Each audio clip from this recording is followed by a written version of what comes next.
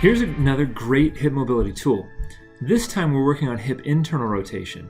In the other video you noticed that I had that band placed around the front portion of the hip, and that we would externally rotate the hip by taking the heel and swinging it behind us as far as we were able to comfortably. This time we're going to block that ankle, and you're going to see me drag the knee toward the medial side internally. So let's take another look at this. Again, I've slowed this motion down so that you can see what's going on here. So once again, the ankle is blocked, and I've taken the knee from a neutral position. I've dragged that knee medially so that now we are in a fully internally rotated hip position. That knee block is going to be very important because as you're doing this motion, if you don't block that ankle, the ankle will want to slide in behind you.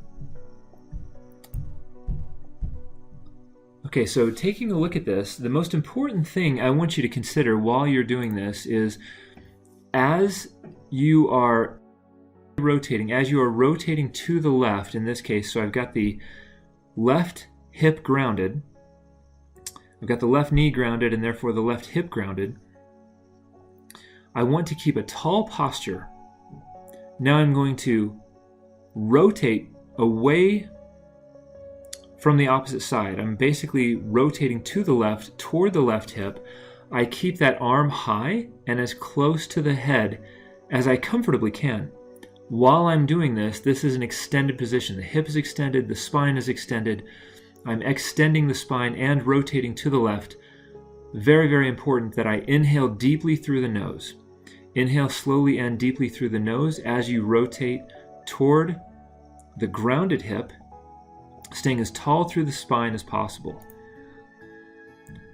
Now I'm going to exhale deeply, plant the hand on the ground, use both hands to rotate toward the ungrounded hip, to rotate away from the grounded hip. Once again, I inhale, I stay tall through the spine, tall through the hip, rotate toward the grounded hip.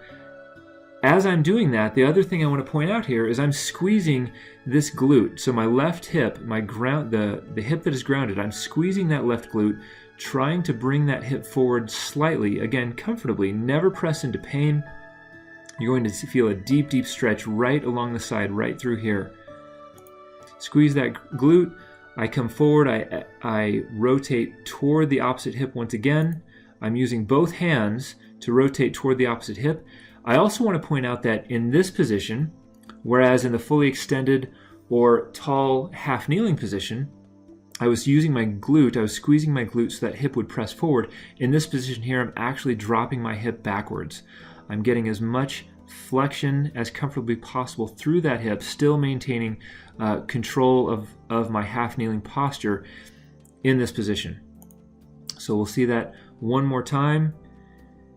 Inhale, rotate toward the grounded hip, use that glute to press that hip forward.